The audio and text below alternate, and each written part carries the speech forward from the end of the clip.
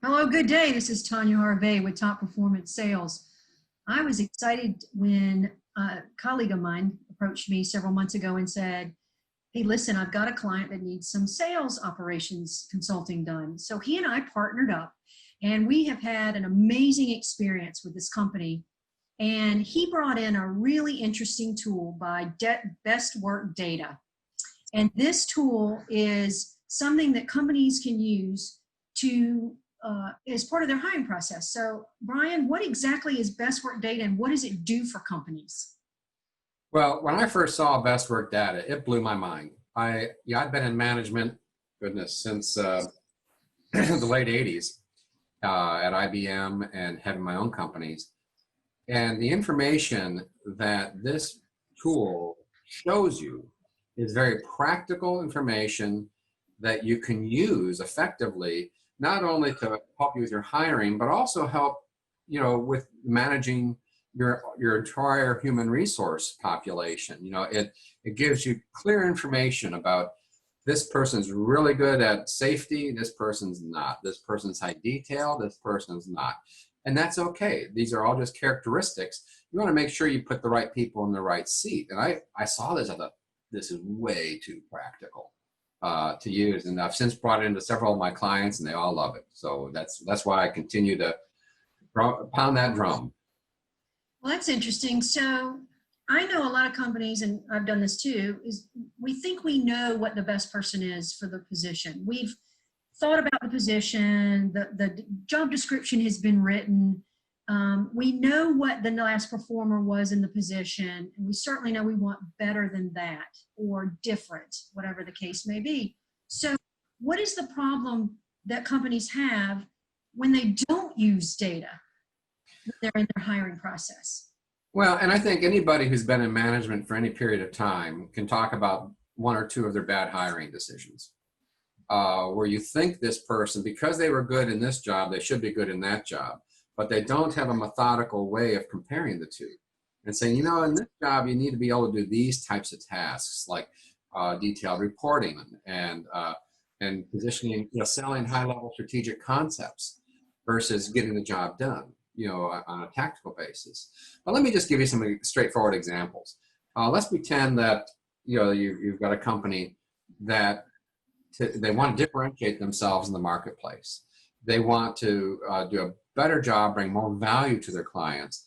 So they're going to add capabilities to their business, which takes them from a product sale environment to a solution sale environment. And to scale up, they're saying, well, we need systems like a nice CRM system to really track and see how we're doing. Well, that's great. But let me give you a specific example here. I'll share my screen, and I'm assuming you can see it. I can. Looks good. All right. Yeah, so this is what a report would look like for a sales team. Now, each individual will get their own version of this for where they are. This is a company-wide picture. So here they've got 2, 7, 8, 9, 10, 11 sales reps. Out of those sales reps, 7 of them over here can move prospects to make buying decisions and close a sale. 2 people cannot. And our experience has been that lines up pretty tightly with their actual business results. These things are amazingly spot on. Here's complex sales. These people are going to be really good at complex sales. These people are more product sales. So if you're looking to move your business to a complex solution sale environment, and all of your people tend to be over on this side, you're not going to be successful with it. They won't be successful because their product, now they'll sit in the sales meetings, they'll smile at you, they'll nod and agree with you, they'll take the training program, you'll give them incentives. But you know what? If they're not complex salespeople, they're not complex salespeople. That's just how it boils down. It's kind of like, well, for myself, there's another one here that you'll see on a later screen that says high attention to detail, low attention to detail. And I'm right in the middle. So can I do detailed work? Yes, I can do detailed work. Do I want to do it full time for a living? No, I do not. And furthermore, I won't perform as well as somebody who is high detail. For them, that's just strolling through the park. For me, it's an extra effort. I like to make a shoe metaphor. Yeah, I could squeeze my foot into that shoe, but I'm not going to walk long distances in it, and I'm not going to run. It'll hurt. So it's making sure that the job feels right for the people. Another thing to look at this: follow the sales path does not follow the sales path.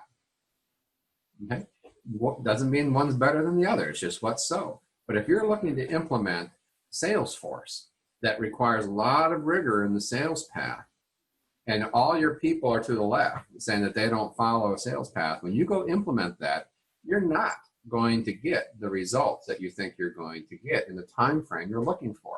And you'll sit there and say, oh, these people, or Salesforce is bad, or you'll get all these other symptomatic discussions, when in fact the real issue is the team that you have, they're not big on process, not big on, they're really good at closing the sale, but not wanting to run home and key in all that information. So maybe you implement a Salesforce Lite. Maybe you implement just very simple rudimentary steps. Once you understand the strength of your people, you can make better decisions about how you're going to implement your strategy. So it's no different than, hey, I'm going to add siding to my business. I'm going to get into the siding business. All right. Do you have the scaffolding? No, got to get the scaffolding. Do you have the right tools? Nope, got to get the right tools. Do I have the people who know how to put up siding? Okay, so here, people think, well, they can sell this, they can sell that. Not always. Let's take a look at customer service. Consistent in following policies and procedures. We had, in one of my first hires, the first hire that I had at a company that I started here in Atlanta, her responsibility was the front desk and to greet people and to bring them in as members and sign up to be a member of this business space. She was great at that, but she scored off the chart, doesn't like following process. All the way on the other side, as I look back now.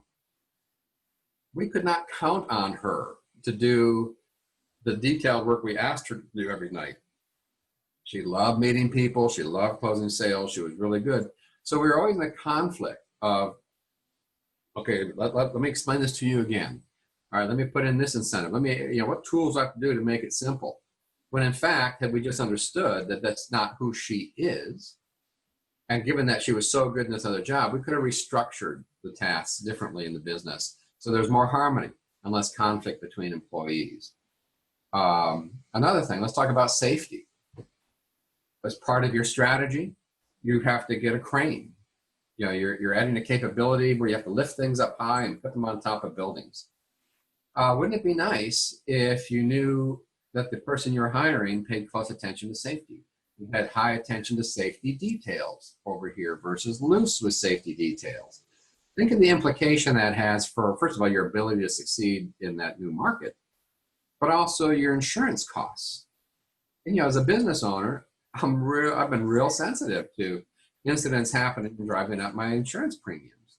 That's a very real thing.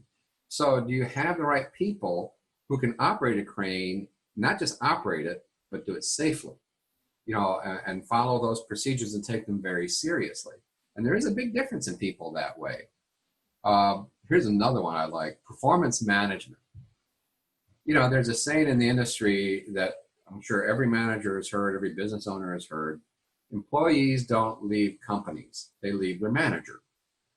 I don't like working for this person. They make me crazy. Well, from a management perspective, does this person give strong and direct feedback or weak and indirect feedback? Is there regular feedback and management? Communicate at high level of enthusiasm, uses teamwork to motivates individual performance. Neither side of this is a strength or a weakness. They're just what's so. And you look at what's needed for that position and then put them in there accordingly. You put another way, if you put the wrong person in there to lead this transition, because there's another leadership factor here that says likes change, doesn't like change. You're going to want to have a leader that likes change. Otherwise, your transformation or your strategy may not take place. At least now you understand more clearly why that's happening. So this is interesting. I'm looking at what looks like a continuum from one end of capability to another. So aren't there, Brian, things that can be moved on this chart by somebody? Can't skill sets be improved? Can't coaching be implemented? Mentorship programs, things like this that move these data results? Without question, they can. But the real question is how far and for how long? Okay.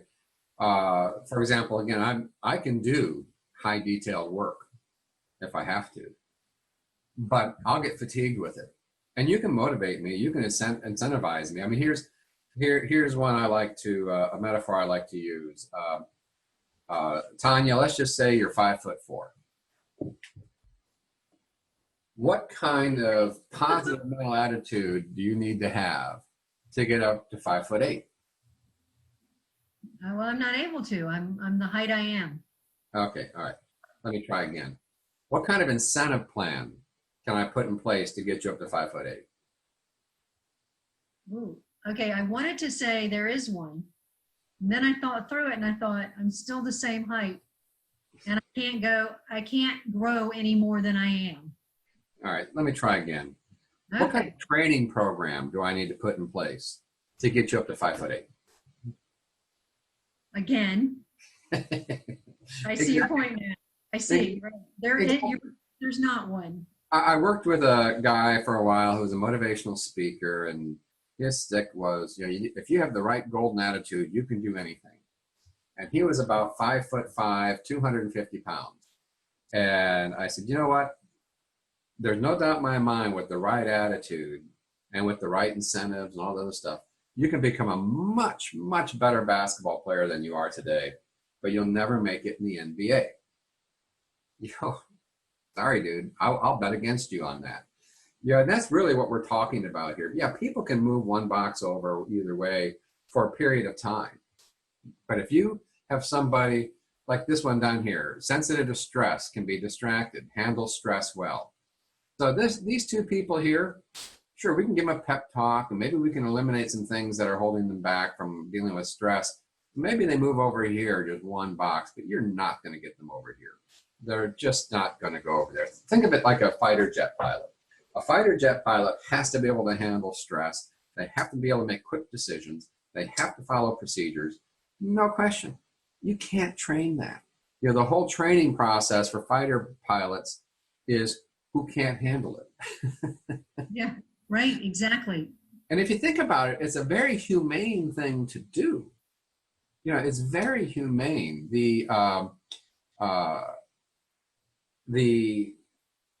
Now, if my expectations are clear of you, for example, if you are in a wheelchair, Tanya, then I have no expectation that you're going to jump up and run, because I can see that you're in a wheelchair. But when you can't see these characteristics in people, it's very easy then to have misaligned expectations of them. And that's when a lot of conflict takes place. When why can't you do this? Well, why can't you do that? And the individual themselves oftentimes don't have that clarity about themselves. They kind of know it. I don't like this type of thing, but they don't see it super clear. When I saw that I was right in the middle of detail, that explained to me the conflict I had with managers who were high detail and expected everybody to be high detail. And that's not to say I'm going to accept sloppy work, but if your expectations are aligned differently, you can change how you approach different situations, and you come up with a much more humane work environment where people feel understood, they feel respected, and I think their loyalty will go up. And I think the other thing too, and this is so critical, Tanya, envision in your business that you implement this type of system and you have this type of communication now taking place. How many HR issues are you going to be dealing with now compared to in the past? I would imagine significantly less. Yeah. Because, yeah, I'm hearing there's all kinds of impact from the data standpoint. It impacts how communication is given and received.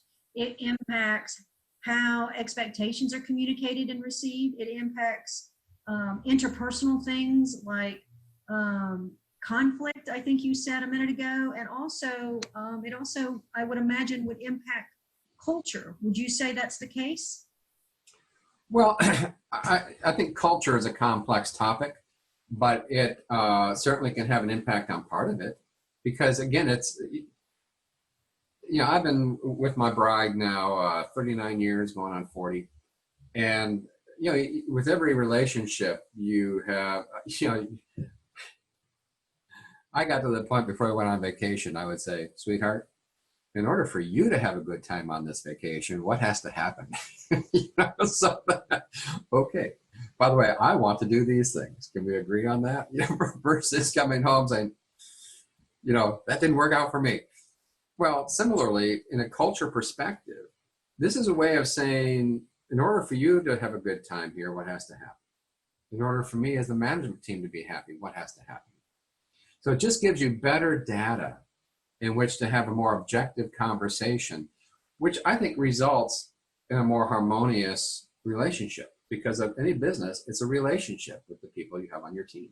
And this takes a lot of the guesswork out. It just takes a lot of the guesswork out of relationships. Well, yeah, I can imagine that using data rather than opinion or personal perspective or subjectivity would probably eliminate a lot of the expectations that are given that a lot of employees fall short on. Because as you say, you might be able to move them on that continuum over a little bit, but it's not going to probably go much further than that. So are you saying once that is, they determine that they can only move them a little bit and accept that's the new reality, that what should they do with current employees that are already in the positions? You're talking about new hires. That's a great question, Tanya. So for me, as a manager, if I was back in that role and when I work with my clients, this is how I advise them. You can either restructure the work or you can have a very productive dialogue with the individual. I have never had it when I've worked with these different clients using this tool where someone said, this is crap. This doesn't reflect me at all. They might question one or two of them, one or two of those criteria. And then once it's explained, they say, okay, I can kind of see that, and no one's totally discounting it. But now you have the opportunity, to say, look, we've really looked at how we have to get work done in this business. We've really looked at, in order for us to achieve long-term success,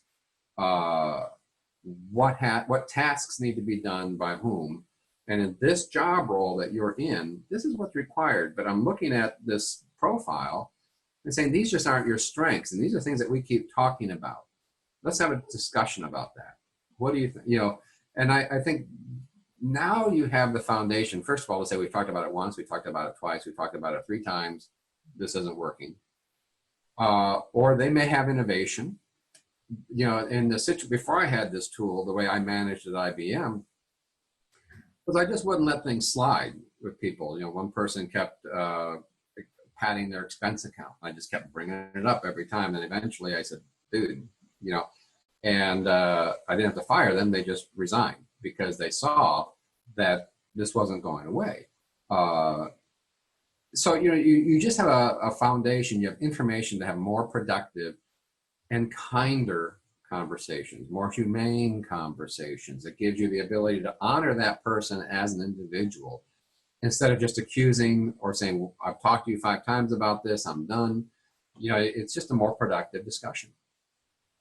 Well, that makes perfect sense because I think it's, to your point, it's the thoughts that we have in our mind about and opinions that we have in our mind about the individual and their performance that drive what we say as management or leadership to those that we're working to shape their performance in their organization. But it also, when you have that information and as a manager and as a leader, you are equipped, you've been trained to be able to have productive discussions like this, because not everybody can, and therefore they probably shouldn't be in that spot. Your HR issues diminish. Yeah, I can imagine.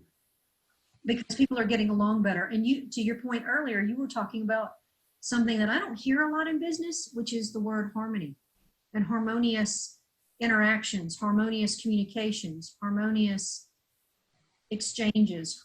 I would imagine in all ways are at the foundation of better performance in an organization, better engagement. I mean, let's just start there. I mean, there's a lot of, Gallup poll and some other things. They're always talking about lack of engagement in the workforce. So it makes sense. What a great tool, Brian. I really appreciate getting to know a little bit more about best work data. And I'm really interested in how the idea of including data is going to become more predominant in hiring practices. Yeah, I was just been blown away by it. But if anybody who's watching this video wants more information, they can go to my website, businnov team, team.com for business innovation team, or they can contact me at bkramer@businnov team.com. I'd be happy to spend all sorts of time. I can talk about this a long time because it's just such a cool service. Great. Thanks so much, Brian. You're welcome.